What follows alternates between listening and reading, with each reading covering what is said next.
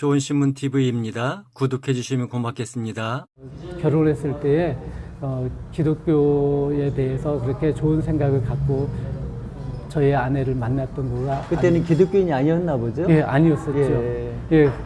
그랬는데 정말 아내가 이제 저를 위해서 했던 것이 기도였다고 생각이 되고 근데 우리 자녀들이 자라면서 우리 자녀가 그런 얘기를 해요. 큰 딸이 있는데 딸이 자기는 이 세상에서 하나님이 가장 좋고 그래서 순위를 매겼는데 저는 한 손가락 안에 못 들어가더라고요. 그런데 특히 하나님이 최고 좋다라고 얘기했을 때 막 화가 나는 거예요. 그때 딸이 몇 살 때 있나요? 학교에 들어가기 전에 어렸을 때죠. 어렸을 때. 예, 어렸을 예. 때인데 하나님이 최고 좋다는 말에 아니 얼마나 세뇌를 시켰으면 아이가 눈에 보이지 않는 하나님을 최고 좋다는가. 그러게. 예, 그래서 제가 딸한테 물었어요. 야 수연아, 너는 어떻게 하나님이 최고 좋다고 얘기하니? 저의 서운한 마음이 있었죠. 근데 우리 딸이 그러니까 아빠 화내지 말고 들으세요. 하나님은 우리 눈에 보이진 않지만 내 마음에 있고 우리 마음에 있어요. 그런 하나님을 제가 가장 좋아하는 거예요. 그런데 내 마음속에 있는 하나님이라는 거 듣고 나니까 그 전까지는 보이지도 않는 하나님을 어떻게 섬기느냐라고 하는 그러한 저의 그런 생각이 한순간에 이렇게 무너지고 딸한테 좀 부끄럽게 되더라고요. 그런데 이제 어느 날 제가 한겨울이었는데 네. 주일날이었어요. 밖을 쳐다보고 있었는데 아내가 한 아이는 손을 잡고 한 아이는 업고 가는 모습을 봤어요. 그걸 아내로다 본 게 아니라 우리 가족을 아닌 다른 사람이 저렇게 걸어가고 있구나. 그 하얀 눈 위에 그냥 그 위에 가고 있는 그런 모습을 보면서 아니 저 집에는 아빠도 없나? 그 아빠가 바로 저였어요. 그러니까. 그래가지고 얼른 그냥 신발을 신고 달려가서 업고 가던 아이를 제가 안고 교회 앞에까지 갔어요. 교회 앞에 갔더니 거기에 교회 안내하시는 분이 누구 아빠시군요. 잘 오셨어요 하면서 저를 예배당으로 안내를 하는 거죠. 네. 그래서 저는 거기서 뿌리치고 나올 수가 없었어요. 그래서 그때에 수원에 있는 그 성북교회라고 하는데 거기에 이제 들어가서 우리 송영선 목사님께서 말씀을 하시는데 요한계시록 3장 20절 말씀을 하시는 거예요. 내가 문 밖에서 두드리노니 내 음성을 듣고 문을 여는 자는 나는 그와 더불어 먹고 그는 나와 더불어 먹을 것이다 라는 말씀을 선포하시면서 뭐라고 말씀하시냐면은 하나님이 문을 두드릴 때에 문을 열어주는 자는 축복을 받지만 그렇지 않는 자에게는 하나님이 그 문 못 열겠느냐 이거예요. 그러면은 강제로 문을 열 때는 그 안에 상처가 있을 거다.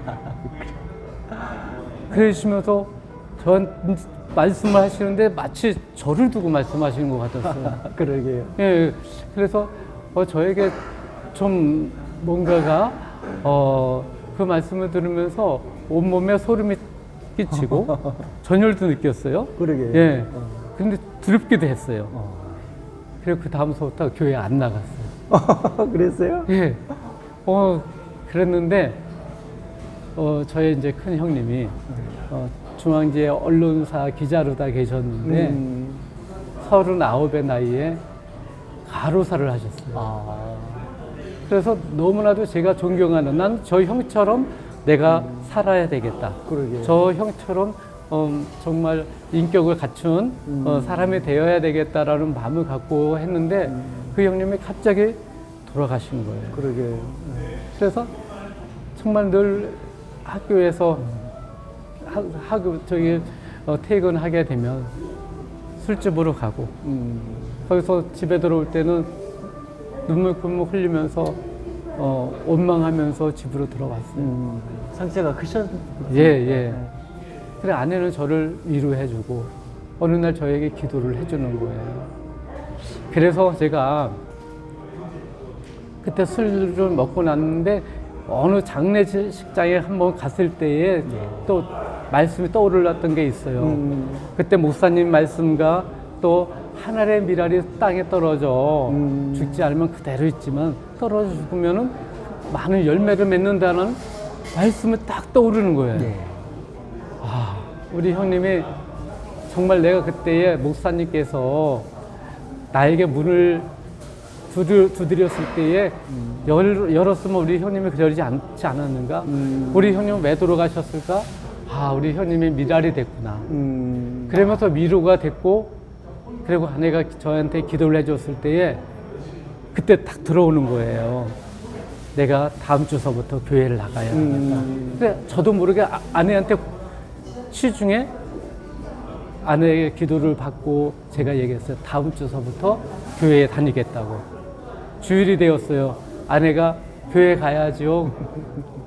그래서 제가 했던 거가 기억이 나서 이제 그 이후로부터 교회를 다니게 됐고, 예. 그래서 이제 또 이렇게 신앙인으로 살면서 안산 동산고등학교에 왔을 때에 면접을 볼 때 김인주 목사님이 저한테 묻는 거예요.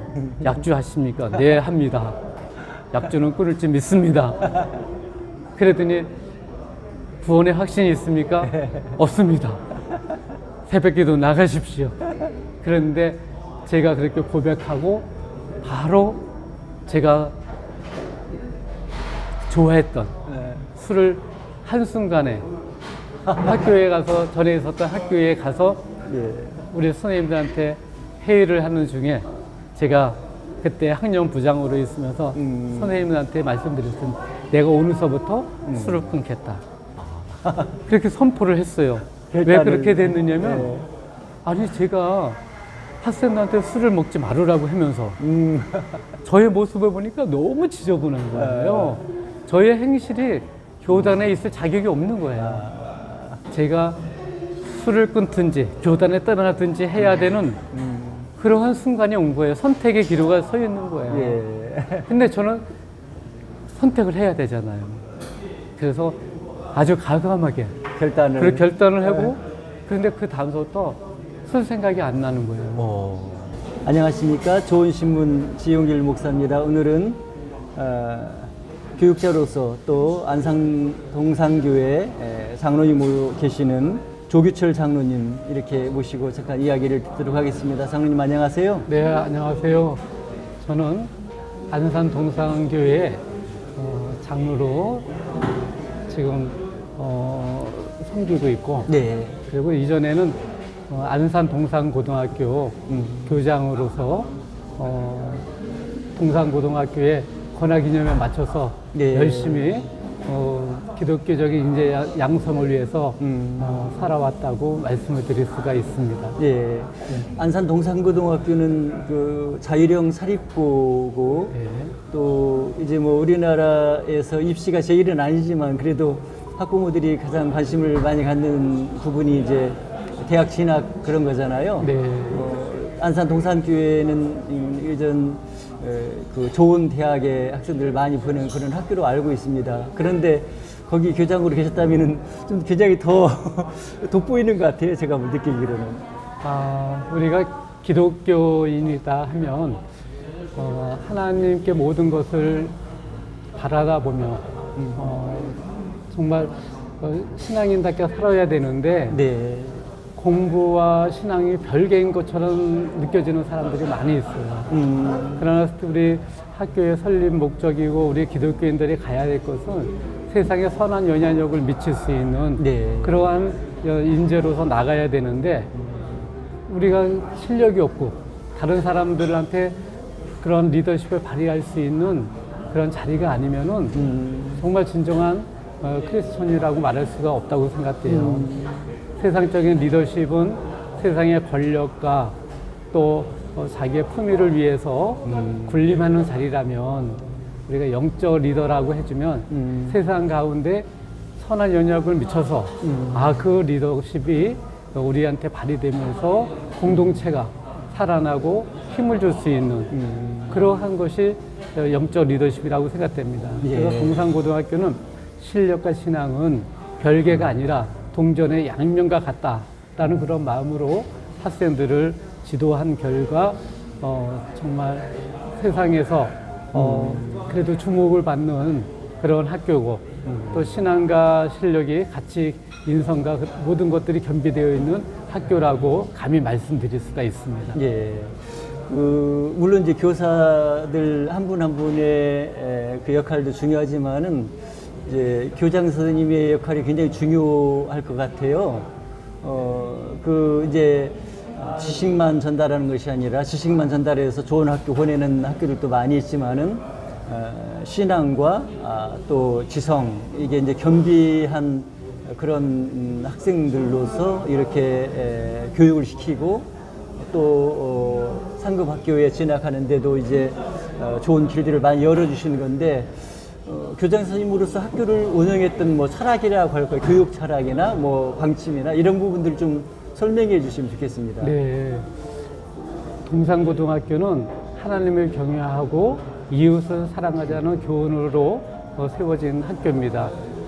섬기고 나누고 베풀며 변화를 선도하는 실력 있는 동산인이라는 그러한 표어를 갖고 예. 학생들을 지도하고 있고 또 최초에 세울 때에 우리 동산 교인들이 김인중 원로 목사님의 그러한 교육 철학을 바탕으로 해서 정말 영적 리더들을 이렇게 길러내자. 우리가 우리 자녀들을 길러내는 것 가장 중요한 것은 교육다운 교육을 해야 된다. 즉 믿음을 바탕으로 해서 실력 있는 신앙인들을 배출해야 된다라고 해서 학교를 세웠고 김인중 목사님은 많은 분들이 이제 알고 계시다시피 학교를 세우면서 학교의 설립 목적에 대해서 전국 방방곡곡에 다니면서 이런 학교로 만들겠다라고 선포하시면서 다니셨어요. 그러니까 우리가 어떠한 것을 하기 전에 목표가 분명하다. 우리가 가야 될 것을 분명하게 방향을 제시해줬고 그러면 그거에 대한 또 반응이 바로 나타나요. 예. 그러면 학교로 학생들을 보냈을 때에 학교에서는 목사님의 그러한 또 설립 이념에 맞춰서 모든 선생님들이 정말 100% 기독교인 우리 교사들로 구성이 되어 있습니다. 네. 예, 그리고 학생들을 보냈을 때에 또 이러한 교육하에서 이러한 정신으로 우리 자녀들을 교육하겠다라고 하는 자녀들을 동산고등학교에 보내주었는데 서로 모든 것이 합력하여 선을 이룬다고 하지 않습니까? 그렇죠. 네, 그래서 보내주면 그 안에 정말 문화가 달라졌어요. 제가 처음 동산고등학교에 1회부터 20회까지 3학년 부장을 했는데 네. 그때에 학생들이 입학을 한 학생들 중에서 중학교 때에 다 좋은 착한 학생들만 있었던 건 아니잖아요. 그렇죠. 그런데 대개 뭐 어떤 학생들은 담배도 피우는 학생들도 있고 또 일탈되는 학생들도 있었는데 동산고등학교에 들어와서 아이들이 몇 개월 안 돼서 다 변화되어 가는 거예요. 그래서 제가 처음에 있었던 학교 선생님들한테 우리 학생들이 이렇게 바뀌었다라고 얘기하면 믿지를 않는 거예요. 그러게요. 네. 그래서 야 정말 문화가 이렇게 중요한 거구나. 그리고 우리가 예관적인 건물만이 중요한 것이 아니라 그 건물에 어떤 사람이 있고 어떠한 철학이 있는가. 그게 맞아요. 굉장히 중요하다.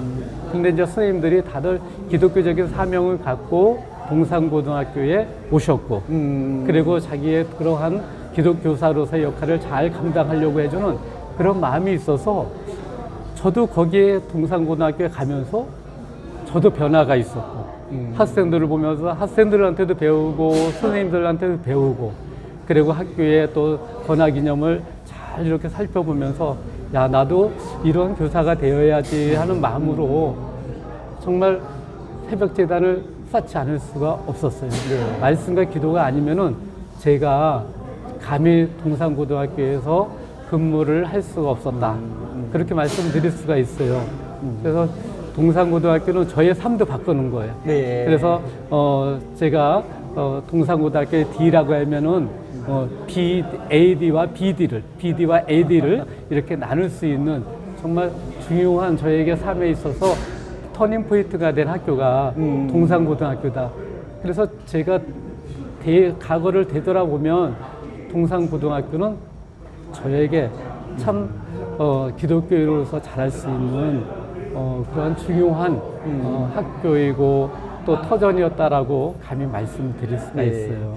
설립자인 김인중 목사님의 어떤 역할들 그게 굉장히 중요하고 또 그 학교의 설립 이념 이제 이런 교훈이라고 할까 이런 부분들이 이제 분명히 하나님 앞에서 학생들이 이제 바른 신앙 인격을 가지고 이렇게 성장할 수 있도록 하는 이런 분명한 목표들이 있었고 또 그것에 대해서 교사들이 전폭적으로 동의하고 이렇게 스스로가 그런 신앙과 그런 인격을 가지고 학생 제대화하려고 했던 그런 많은 노력들이 있었기 때문에 이런 동산고등학교가 하나님의 학교로서 이렇게 귀한 사역들을 해오지 않았나 그런 생각을 갖게 됩니다. 맞습니다.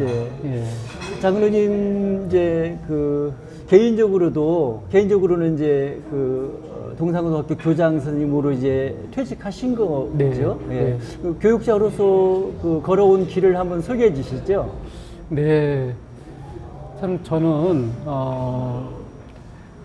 좀 어려운 환경 속에서 우리가 뭐 60년대 그때 다 어려운 환경에서 자라면서 정말 미래에 대한 꿈을 갖고 왔지만 현실을 바라다 보면 아주 암담했죠.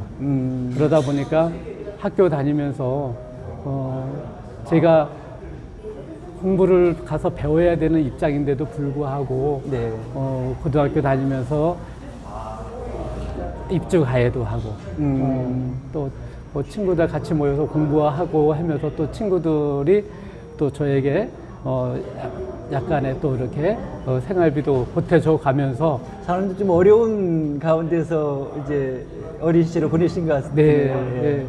지금의 저는 상상을 할 수 없을 정도로 그 당시에는 참 어려웠었잖아요. 정말 시내버스 타는 거 하나하나도 어느 지점에서 타면 좀 더 싸게 갈 수 있는가. 그래서 거기까지 또 걸어가고 뛰어다니고 했던 그러한 것들이 지나고 나면 저의 삶에 커다란 힘이 됐다고 볼 수가 있습니다. 근데 그렇게 했던 것이 이제 저에게 기초가 되어서 대학 시절에는 학원에서 강의를 했고 또 그러다 보니까 대학을 졸업하고 학원에서 잠시 있었는데 아내의 권유로 학교로다가 진출을 하게 되었습니다. 그래서 학교에서 또 교사로서 있으면서 제가 좀 뭔가 목표지향적이거든요. 그러다 보니까 아주 열심히 저는 제가 스스로다가 자부하는 것은 성실과 또 책임감이 강한 그러한 사람이다라고 얘기를 할 수가 있어요. 성실, 책임성. 그래서 제가 맡은 반 아이들은 정말 제가 목표를 하고 있는 데까지 도달해야 될 정도로 학생들한테 개인의 그러한 좀 갖고 있는 그런 품성 그런 것을 다 떠나서 나만 따르라는 식으로 좀 지금으로 말하면 너무나도 좀 부끄러운데 그럼에도 불구하고 제가 목표로 했던 대로 모든 것이 좀 이루어졌다고 볼 수가 있습니다. 그런데 제가 이제 동산고등학교로 오게 되면서 그때 이제 많은 것들이 변화가 있었습니다. 억지로 하는 것, 본인이 원하지 않는 것들을 강제로다가 변화시키려고 하는 것, 그 학생들한테 외향은 변화되어 갔지만 그 마음속에는 많은 상처가 있지 않았나. 그래서 이제 동산고등학교에 오면서 아까도 말씀드렸던 것처럼 주변에 이제 선생님들 모습을 보고 아 정말 기독교 교사는 저렇게 하는 거구나. 엄하여서가 아니라 정말 하나님이 우리들에게 그냥 은혜로 우리들에게 사랑을 베풀어 줬던 것처럼 나에게 사랑이 없이 그냥 목표만 있었던 것 같구나 이렇게 생각이 들다 보니까 제가 정말 새벽 기도에 나가면서 동산고등학교에 오기 전에 한 학기 동안을 새벽 기도 교회에 나오면서부터 제 자신이 굉장히 많은 회개가 되고 그때 성령님을 이제 체험했던 것 같아요. 새벽 기도마다 눈물, 콧물을 다 흘리고 그리고 끝나고 이제 그 안산에서 수원으로다가 출근하면서 또 듣는 우리가 찬양과 찬송이 저의 마음을 막 후벼 파는 거예요. 예. 그런데 얼마만큼 제가 세상 가운데 있었는지 내내 그런 것이 계속 반복되어서 이제 동산고등학교 왔는데 정말 동산고등학교에서 우리 선생님들을 보면서 야 나도 저러한 신앙을 갖고 있어야지 같이서 한 공동체로서 제가 정말 당당하게 살아갈 수 있겠구나. 그래서 그때 이제 작정해서 성경 일독도 하고 또 말씀도 가까이 하면서 네. 저의 변화되어 가야 될 삶들이 무엇인가. 근데 우리 동산교회는 프로그램이 좀 잘 되어 있어요. 그래서 거기에서 각종 우리 동산교회 이제 성도들이 되려고 하면 거기에 대한 이제 또 필요한 그 교육 과정. 예. 그런 것들이 통해서 제가 뭐 아버지 학교면 아버지 학교, 양육이면 양육, 이제 생수여강이라는 거가 또 있습니다. 각각의 뭐 행부세라든가 모든 그런 프로그램에 참여를 해보면서 저에게 많은 이제 힘이 됐던 거예요. 이게 기독교인으로서 말만 기독교인이 아니다. 이런 거 하나하나가 제 삶으로 보여주지 못하면 기독교인이라고 말을 할 수가 없다. 예, 그러면서 이제 학생들을 대하는 것도 좀 그냥 일방적인 것이 아니라 학생들한테 매일 이제 들어가서 물론 시작할 때 기도로다가 시작하고 마칠 때 이제 기도로다가 마치고 그러면서도 첫 배는 시작이 그게 쉽지가 않았어요. 예. 그래서 세상적인 교육 방식으로 갔는데 다른 분들은 그러한 저의 방식과 너무 다른 거예요. 그래서 저에게는 좀 학생들이 접근하기가 좀 힘들 정도로 서먹서먹한 관계였는데 어느 순간서부터 한 학생 한 학생의 마음을 헤아릴 수가 있었고 그래서 어느 순간 학생들을 바라다 볼 때 내가 그 학생들을 제대로 다 알지 못하고 겉으로 드러나는 모습만 보고 지적을 하고 또 거기에 대해서 평가를 한다는 것 자체가 정말 지금까지 너무 교사답지 못했구나. 네, 그러한 것들을 많이 뉘우치게 됐어요. 네. 그래서 학생들을 바라보았을 때 정말 이렇게 제가 학교장으로 있으면서도 학생들이 잘못해서 교장실에 왔을 때는 그게 잘못이 아니라 그 순간의 판단이 잘못된 거다. 오히려 이 학생을 위해서 기도해야 되겠다. 그래서 그 이후로 학생들을 막 나무라거나 책망했던 거가 거의 없었던 것 같고 그것이 이제 가정에서도 마찬가지로 자녀들을 볼 때에 아빠로서 우리 아이들이 받은 상처가 무엇일까? 아이들 하나하나를 바라다 보면 제가 눈치를 보면서 또 기도하면서 이렇게 있다 보니까 지금 우리 목사님이 저를 보았을 때 좀 제가 어떻게 온화해 보이지 않습니까? 예, 맞습니다. 사람들이 저한테 많이 그렇게 말씀을 하셔요. 학부모님들이 그것은 이러한 하나의 기독교적인 환경으로서 그 문화가 저를 만들어 놓지 않았나. 그래서 어떤 일에도 염려하지 말고 전 기도와 간구로 너의 구할 것을 구하라고 하였으니까 어떤 일이 있었을 때에 우선 기도하게 되고 또 다른 사람들을 보았을 때에 판단하려고 하지 않았던 것 그거가 저로 하여금 정말 그래도 교육자로서 큰 길을 걷는데 도움이 되지 않았나 그런 생각을 해봅니다. 예. 장로님 먼저 이제 학원에서 교육을 이제 하셨고 부인 되시는 권사님이시죠? 권사님을 예. 통해서 이제 학교 교사가 되신 것 같아요. 이렇게 잘 안내를 권사님이 잘 해주신 것 같고 내조를 잘 해주신 것 같습니다. 그리고 이제 아까 말씀 들으니까 나를 따르라 이렇게 교사의 어떻게 보면 좋은 모본인데요. 자기가 실제적인 모본을 보이면서 이렇게 학생들이 교사를 따라가면은 이렇게 성장하고 이렇게 교육을 잘 이제 할 수 있는 그런 것이고 이제 좋은 교사의 모델처럼 느껴지는데 지금 장로님 말씀 들어보면은 이제 그때의 교사로서의 역할들이 오히려 내가 그때는 참 좀 뭔가 좀 문제가 있고 잘못했다, 실수했다 이제 이런 느낌으로 이제 말씀하시는 것 같아요. 그래서 동산 고등학교 오셔서 기독 교사들의 모습을 보면서 도전을 받고 또 신앙적인 그런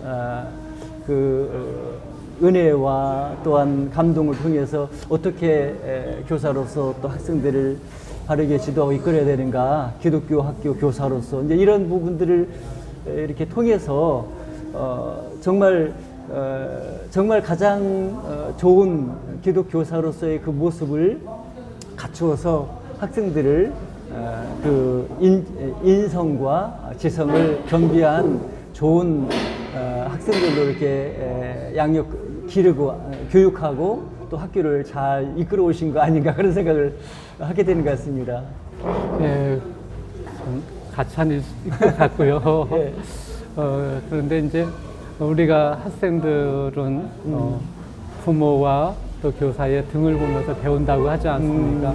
아무리 잘 가르친다 하더라도 우리가 세상적인 것을 가르치고 정말 하나님을 떠나 있는 거면 진정한 교육이라고 할 수가 없다고 네. 생각해요. 우리 자신 하나하나가 어떤 존재인가, 그러면 하나님의 이 땅에 보내주신 목적, 그러면 우리는 이 땅에 하나님의 자녀로서 우리의 정체성을 분명하게 알아야 되고, 예. 그러면 우리가 하나님의 백성이라면 또 백성으로서 또 주어진 역할들을 잘 감당해야 된다.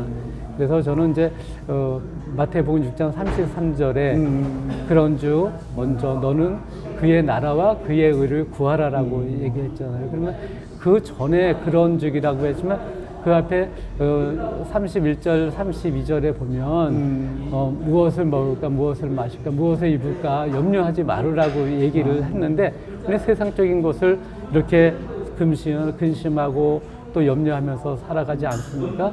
네. 그런데 너는 먼저라고 했을 때 우리가 세상에는 두 가지 세상이 있지 않습니까? 네.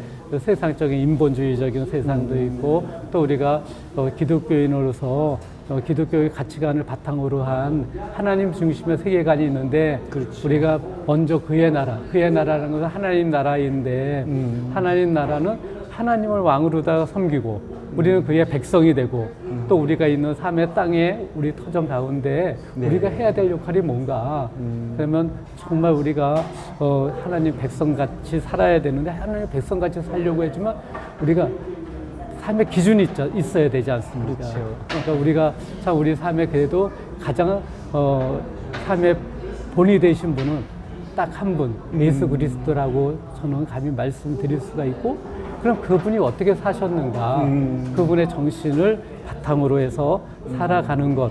그러면 우리가 변화되어 가지 않고 우리가 정말 다 부족하고 정말 세상에 속해 있는 사람들이지만 그래도 하나하나 성화되어 가는 모습들, 변화되어 가는 모습, 또 우리가 성령의 열매를 하나하나 갖춰 가다 보면 그것이 하나님이 기뻐하고 우리가 내가 한 것이 아니라 하나님이 도와줘야 됐다, 하나님께 전적으로 의지할 수 있는 그러한 삶 자체가 되어야지 정말 감히 떳떳하게 나는 내가 교사로서 인생으로서 정말 성령님과 함께 살아왔다.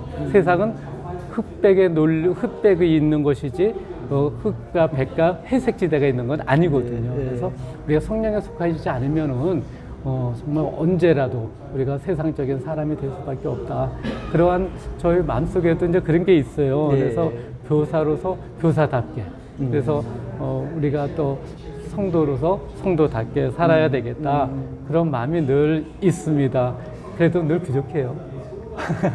그러니까 지금 장로님 말씀 들으면서 느꼈던 건 뭐냐면은 교사면은 이제 지식적으로나 또 뭐 어떤 그 인격적으로도 성숙해 있다고 볼 수 있고, 학생들에게 너 이렇게 해 뭐 이렇게 지도하고 또 가르치고 명령하고 이제 이런 모습일 수 있는데, 동산고등학교 또 장로님 경우를 보면은 끊임없이 하나님 앞에서 돌아보면서 하나님 가까이 하면서 그런 신앙적인 그런 감화와 은혜 가운데서 학생들에게 이런 은혜를 전하고 또 지식을 전하고 이렇게 교육을 했던 것이 아닌가 그런 생각을 하게 됩니다. 예, 그 이제 다 하나님이 이 땅에 우리를 보냈을 때에 똑같은 사람은 하나도 없지 않습니까? 맞아요. 다 그게 하나님의 창조 질서이고 또 각각의 하나님 나라를 구성해 주는데 지체로서 보냈으니까 각각의 하나님이 보내주신 그 목적에 맞춰서 네. 자기가 사명을 잘 감당했을 때에 그것은 이제 또 소명이 되는 거지 않겠습니까?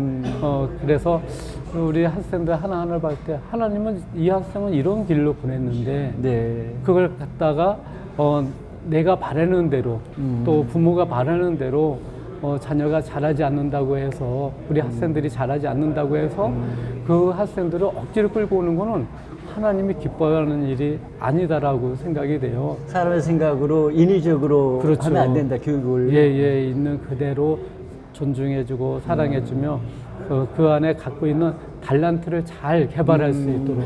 그래서 저는 이제 많이 이렇게 사람들하고 얘기할 때도 그런 얘기를 해요. 달란트 비유를 많이 하거든요.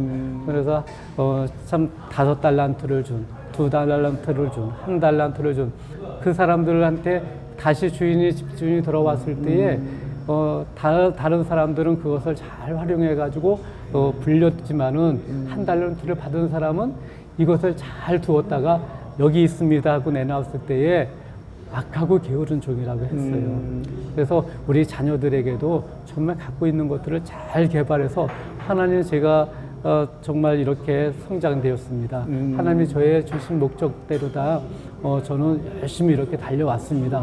그러면 우리가 하나님 믿는 사람은 하나님의 능력을 믿고 안 되면 구하고 해주면서 세상 사람들이 똑같은 노력했던 것보다 더 많은 힘을 얻고 노력할 수 있는데 우리가 기독교인들이 하나님 앞에 가서 기도만 한다고 되는 게 아니다. 그렇죠. 하나님의 주신 능력에 힘입어서 어떤 것을 자기가 하고자 했던 일을 했을 때에 더 많은 성과가 있을 것이고 하나님이 더 기뻐하실 것이고 하나님께 또 쓰임받는 것 우리가 모든 그러한 것들이 자격이 다 갖춰져 있다고 해서 하나님 저기 세상에서 출세하는 게 아니잖아요. 자격을 갖췄어도 하나님이 쓰게 해주면 비록 다 안 됐다 하더라도 하나님이 갖다 놓으면 그 사람은 크게 쓰임 받게 되는 거거든요. 그러니까 세상적인 기준이 아니라 우리가 하나님께 모든 것을 참 하나님의 시선에 반응하는 것. 우리가 베드로가 하나님 예수님 바라다 보고 갔을 때에 물리를 걸었는데 풍랑을 보고 자기가 갔을 때에 결국은 환경에 압도되는 게 아니겠어요? 그래서 우리가 주님 바라다 보고 가면 두려울 게 없다. 그리고 또한 우리 미래에도 소망을 갖고 가는 거 아니에요? 우린 천국 백성으로 살아가지 않습니까? 그렇죠. 우린 결론은 다 나와 있어요. 네. 그런데도 불구하고 진짜 주어진 시간 하나하나의 과정 가운데 우리가 소중하게 우리가 생각하면서 감사함으로 달려갈 때는 우리가 하루하루가 삶이 복된 거잖아요. 그렇죠. 네, 그런데 우리가 참 그런 것을 잊고 살 때가 너무 많아요. 주신 달란트는 다룰 수 있지만은 그 주신 달란트가 무엇이든지 하나님이 나에게 주신 것이다. 그것을 알고 소중하게 여기고 그것을 잘 활용할 때 하나님이 이렇게 좋은 결실들을 또 성장과 또 모든 인생에 풍성한 은혜가 있을 것이라는 그런 생각을 다시 한번 하게 됩니다. 장로님. 네, 맞습니다. 예. 장로님 그 교육자로서 이제 그 겪어온 그 교사로서의 그 삶과 모든 것이 이렇게 어우러지고 그 모든 걸 담아서 좋은 책을 이렇게 저술했다고 제가 들었습니다. 네. 장로님 저술하신 책을 한번 소개해 주시면 좋겠습니다. 예, 이렇게. 한번 이 책을 보시면은 예. 자녀교육 솔루션이라고 나와 있어요. 시중에 많은 책들이 있지 않습니까? 네. 가장 우리가 부모님들이 자녀가 이 세상에 나왔을 때 모든 것 중에서 가장 많은 시간과 또 에너지를 투자하는 거가 자녀 교육이라고 생각이 그렇죠. 돼요. 예. 그러다 보니까 어떻게 다들 또 초보 학부모님들 아니겠어요? 부모님들이잖아요. 그러니까 자녀를 잘 키우고 싶은 마음이 많은데 성경에서 자녀는 여호와의 기업이라 그랬어요. 그렇죠. 또 여호와의 그러한 유산, 이제 기업이라는 건 유산이라고 해주고, 그렇죠. 예. 예, 그의 자녀들 여호와에서 준 리워드, 보사 상급이라고 얘기를 했어요. 예, 그래서 하나님이 보내주신 유산, 유전적인 그러한 관계이다. 하나님의 주신 그러한 그러한 유전자를 타고났다라고 말씀을 드릴 수가 있고요. 그렇죠. 그 가정해 준 것은 그거에 대한 말씀으로 잘 키우라고 보내준 하나의 선물이고 상급이에요. 예. 그래서 우리 자녀들을 어떻게 키워야 되는가. 근데 세상 많은 우리 부모들이 기독교적인 자녀들도 마찬가지로 세상의 것은 다 뭐가 나면 세상에 출세하는 것. 어떻게 하면 스카이 대학에 갈 수 있는가? 예, 어떻게 되면 출세할 수 있는가? 외형적으로 화려하고 예, 예. 좋아 보이는 예, 그게 세상적인, 아닌데. 예, 세상적인 부귀 영화를 꿈꾸며 뭐 그것뿐만 아니라 우리가 아이들이고 자라면서도 참 서로 비교하면서 세상적인 잣대로 우리 자녀들을 양육하고 있지 않습니까? 그런데 제가 그것 때문에 아까도 말씀드렸던 것처럼 다 각각의 학생들을 보낸 목적이 우리를 이 땅에 보낸 목적이 다 다른데 예. 똑같은 방법으로 하나의 틀 속으로 다 정형화시켜 주는 그러게. 예, 그러다 보니까 어떻게 그 양육 방법이 공통된 부분은 다 있어서 세상적인 사람이나 기독적인 그러한 그 가치관에서 교육하는 건 공통적인 부모고 다 부분이 있지만은 우리는 그곳에서 성경적 세계관이라는 것은 하나님의 가치관을 두고 자녀들을 교육을 해야 되지 않습니까? 그렇죠. 그래서 우리 자신이 어른들이 자녀를 교육을 했을 때에 내 마음과 그런 뜻은 하나님 앞에 있는 것이 아니라 세상적인 관점에서 자녀들을 교육하면 이것은 안 되지 않겠는가? 그런 거 아무리 본다 하더라도 세상적으로 빠질 수밖에 없는 거예요. 네. 세상에서 우리가 구출해야내고 우리가 영향력을 줘야 되는데 그러기 위해서는 정말 뭔가가 교육을 가치를 닮은 그런 책을 내야 되겠다. 그래서 제가 예수님과 함께하는 자녀는 부모는 결코 자녀를 망하게만 하지 않는다. 그래서 예수님과 함께하는 부모가 좋은 학부모다. 네. 좀 그것을 한번 이렇게 학생들을 지도하고 느껴봤던 것. 그걸 마음속에만 갖고 있는 거는 아니다. 그래도 제가 지금까지 해왔던 거 하나하나 느꼈던 것을 한번 이렇게 글로다 남겨보자. 예.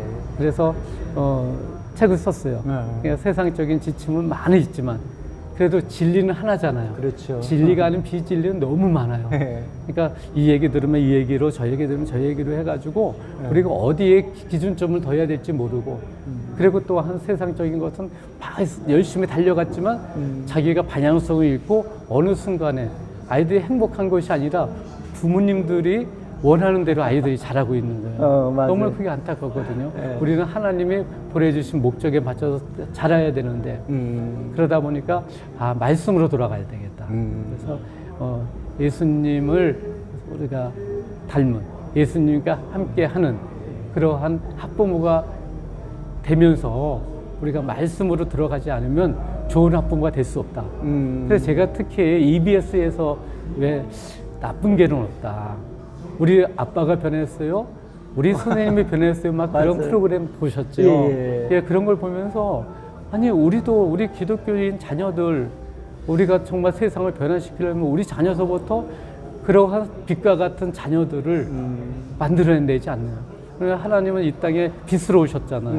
근데 우리가 믿는 사람들은 우리 마음속에 빛으로다가 다가오는데 그런데 우리는 가장 깊은 곳에는 빛이 있는데도 마음이 가장 깊은데 그 마음 속에 있는 것을 밖으로 다 전달하지 하는 것이 아니라 그 생각이 마음 밖에를 둘러싸고 있는 게 생각인데 네. 생각이 우리를 지배하고 있는 거예요. 진정한 정말 그리스도인으로서의 그 빛이 밖으로 투영되어서 나와야 되는데 우리 생각으로다가 해서 빛이 아니라 이제 빛을 가리게 되는 어둠으로다가 세상 가운데 하고 세상의 가치관에 우리가 끌려가잖아요. 네. 그래서 그래도 뭔가가 진리 대신 말씀을 중심으로 해서 학부모들이 자녀들을 교육해야 된다. 그런 뜻으로다가 자녀 교육 솔루션이라는 책을 내게 됐습니다. 네. 너무 장황하죠?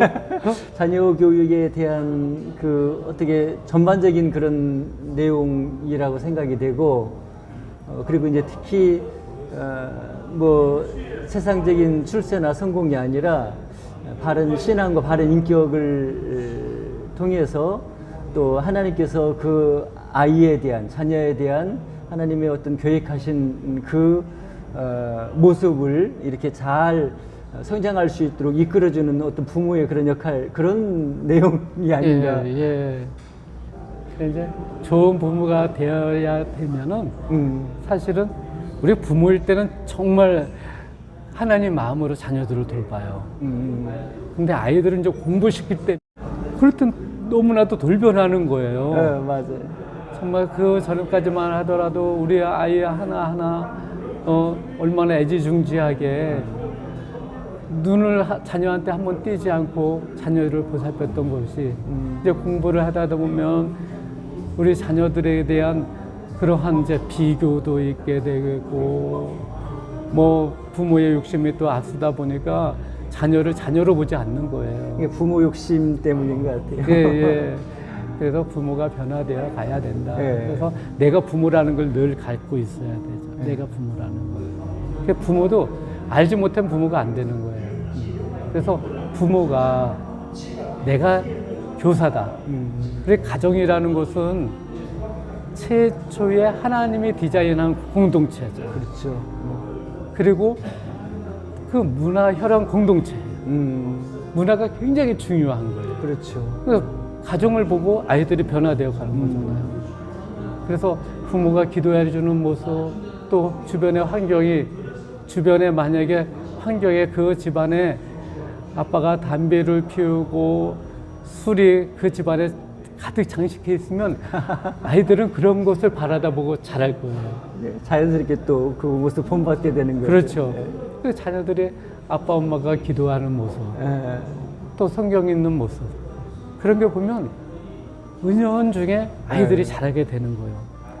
근데 가장 최초의 학교인데 가장 기본이 되는 것, 그것이 우리 기본이 튼튼해야지 모든 것이 그 위에 제대로다가 기독교적인 그러한 가정이 세워지게 되고 또 인성이 세워지게 했고 바탕이 무엇이 되느냐가 중요하거든요. 모래 위에 지은 집은 그냥 무너질 수밖에 없잖아요. 그런데 우리가 믿음의 바탕으로 하려면 어려서부터 믿음으로 잘 양육해 주는 거 굉장히 중요하죠. 그래서 우리가 부모에 갖춰야 될 조건들, 또 부모가 어떻게 돼야 되는가 그런 자격들, 뭐 그러한 것들이 좀 제가 이렇게 해서 이 책 속에 그래서 지금 제가 이제 그런 걸 보시면은 갖춰야 될 조건, 또 어떻게 돼야 되는가, 그리고 학부모의 역할, 자녀 교육의 목표가 어떻게 돼야 되는가, 크게 3장으로다가 책을 구성해서 썼습니다. 네. 부모의 역할이 정말 중요한데 욕심만 부리는 것이 아니라 그렇죠. 정말 그 자녀가 이렇게 편안하면서도 또 하나님의 뜻을 따라서 잘 성장해 갈 수 있도록 부모가 이끌어주는 게 굉장히 중요하다는 그런 생각을 하게 됩니다. 네. 교사로서의, 교육자로서의 그런 이렇게 과정들을 이렇게 말씀해 주시는데 장로님의 그 신앙의 과정을 한번 좀 듣고 싶어요. 예. 그래 정말 제가 지금 장로라는 것 자체가 예. 저는 이제 부끄럽죠, 사실은. 그러니까 세상 가운데 버티면서 최초의 학교에 참 있었을 때 거기서 너무 좋았어요. 네. 세상적인 학교가 너무 저한테 딱 맞더라고요. 그러다 보니까 세상 사람들이 하는 것을 저도 같이 하면서 그걸 낙으로 삼다가 이제 동산고등학교가 또 세워지면서 하나님께서 저를 이제 동산고등학교로 인도했는데 저는 동산고등학교에 갈 마음은 전혀 없었어요. 아, 원래는 전혀 없었고 저희 아내가 집 앞에 동산고등학교 부지를 보고 기도하면서 저에게 또 한번 이렇게 권해주곤 했었는데 네. 결국은 아내의 기도가 또 응답되게 되고 또 그 가운데 또 콜이 있었고 그래서 저에게 자격도 안 되는 저를 이제 동산고등학교로 이렇게 보내주면서 아까도 말씀드렸던 것처럼 제가 동산고등학교를 통해서 비포와 애프터가 네. 또 있게 됐던 것이죠. 네. 그래서 정말 다른 환경에서 또 있으면서 적응해 나간다는 거 그거가 참 쉬운 건 아니더라고요. 그랬겠어요. 예, 예. 예. 그런데 그 문화권에 따라가지 않으면은 저는 영원히 이방인으로서 살 수밖에 없잖아요. 예, 그러다 보니까 제 나름대로다가 정말 저의 부족한 것을 메우기 위해서 더욱더 말씀으로 가까이 가려고 노력을 했고 정말 만났던 그 주님을 정말 체험해 가면서 제가 참 이렇게 왔는데 예. 제가 주님을 만나게 됐던 것도요 사실 아내는 저한테 기도하면서 막 강권을 하지 않았어요. 저도 결혼했을 때에 기독교에 대해서 그렇게 좋은 생각을 갖고 저희 아내를 만났던 거가 그때는 기독교인이 아니었나 보죠? 예, 아니었었죠. 예. 예.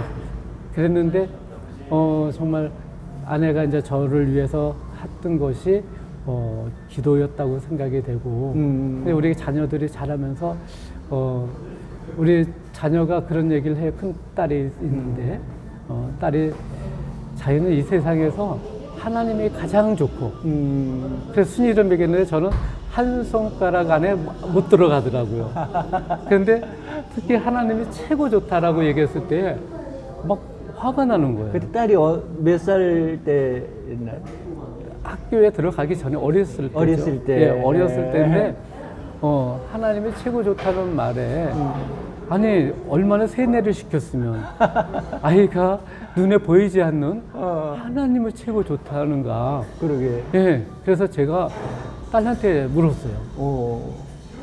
야 수연아, 너는 어떻게 하나님이 최고 좋다고 얘기하니? 저의 서운한 마음이 있었죠. 근데 우리 딸이 그러니까 아빠 화내지 말고 들으세요. 하나님은 우리 눈에 보이진 않지만 내 마음에 있고 우리 마음에 있어요. 그런 하나님을 제가 가장 좋아하는 거예요. 그런데 내 마음속에 있는 하나님이라는 거 듣고 나니까 그 전까지는 보이지도 않는 하나님을 어떻게 섬기느냐라고 하는 그러한 저의 그런 생각이 한순간에 이렇게 무너지고 딸한테 좀 부끄럽게 되더라고요. 그런데 이제 어느 날 제가 한겨울이었는데 네. 주일날이었어요. 밖을 쳐다보고 있었는데 아내가 한 아이는 손을 잡고 한 아이는 업고 가는 모습을 봤어요. 그걸 아내로다 본 게 아니라 우리 가족을 아닌 다른 사람이 저렇게 걸어가고 있구나. 그 하얀 눈 위에 그냥 그 위에 가고 있는 그런 모습을 보면서 아니 저 집에는 아빠도 없나? 그 아빠가 바로 저였어요. 그러니까. 그래가지고 얼른 그냥 신발을 신고 달려가서 업고 가던 아이를 제가 안고 교회 앞에까지 갔어요. 교회 앞에 갔더니 거기에 교회 안내하시는 분이 누구 아빠시군요. 잘 오셨어요 하면서 저를 예배당으로 안내를 하는 거죠. 네. 그래서 저는 거기서 뿌리치고 나올 수가 없었어요. 그래서 그때에 수원에 있는 그 성북교회라고 하는데 거기에 이제 들어가서 우리 송영선 목사님께서 말씀을 하시는데 요한계시록 3장 20절 말씀을 하시는 거예요. 내가 문 밖에서 두드리노니 내 음성을 듣고 문을 여는 자는 나는 그와 더불어 먹고 그는 나와 더불어 먹을 것이다 라는 말씀을 선포하시면서 뭐라고 말씀하시냐면은 하나님의 문을 두드릴 때에 문을 열어주는 자는 축복을 받지만 그렇지 않는 자에게는 하나님이 그 문 못 열겠느냐 이거예요. 그러면은 강제로 문을 열 때는 그 안에 상처가 있을 거다. 그러시면서 저한테 말씀을 하시는데 마치 저를 두고 말씀하시는 것 같았어요. 그러게요. 예, 그래서 저에게 좀 뭔가가 그 말씀을 들으면서 온몸에 소름이 끼치고 전율도 느꼈어요. 그러게요. 예. 근데 두렵기도 했어요. 그리고 그 다음서부터 교회 안 나갔어요. 그랬어요? 예. 그랬는데 저의 이제 큰 형님이 중앙지에 언론사 기자로 다 계셨는데 39의 나이에 가로사를 하셨어요. 그래서 너무나도 제가 존경하는, 난 저 형처럼 내가 살아야 되겠다. 그러게요. 저 형처럼 정말 인격을 갖춘 사람이 되어야 되겠다라는 마음을 갖고 했는데 그 형님이 갑자기 돌아가신 거예요. 그러게요. 그래서 정말 늘 학교에서 퇴근하게 되면 술집으로 가고 거기서 집에 들어올 때는 눈물 콧물 흘리면서 원망하면서 집으로 들어왔어요. 상처가 크셨. 예. 그래 아내는 저를 위로해주고 어느 날 저에게 기도를 해주는 거예요. 그래서 제가 그때 술을 먹고 났는데 어느 장례식장에 한번 갔을 때에 또 말씀이 떠올랐던 게 있어요. 그때 목사님 말씀과 또 하늘의 미랄이 땅에 떨어져 죽지 않으면 그대로 있지만 떨어져 죽으면은 많은 열매를 맺는다는 말씀이 딱 떠오르는 거예요. 네. 우리 형님이 정말 내가 그때에 목사님께서 나에게 문을 두드렸을 때에 열었으면 우리 형님이 그러지 않지 않았는가? 우리 형님은 왜 돌아가셨을까? 우리 형님이 미랄이 됐구나. 그러면서 위로가 됐고, 그리고 아내가 저한테 기도를 해줬을 때에 그때 딱 들어오는 거예요. 내가 다음 주서부터 교회를 나가야 하겠다. 근데 저도 모르게 아내한테 시중에 아내의 기도를 받고 제가 얘기했어요. 다음 주서부터 교회에 다니겠다고. 주일이 되었어요. 아내가 교회 가야죠. 그래서 제가 했던 거가 기억이 나서 이제 그 이후로부터 교회를 다니게 됐고, 예. 그래서 이제 또 이렇게 신앙이로 살면서 안산 동산고등학교에 왔을 때에 면접을 볼 때 김인주 목사님이 저한테 묻는 거예요. 약주 하십니까? 네, 합니다. 약주는 끊을지 믿습니다. 그랬더니 구원의 확신이 있습니까? 없습니다. 새벽기도 나가십시오. 그런데 제가 그렇게 고백하고 바로 제가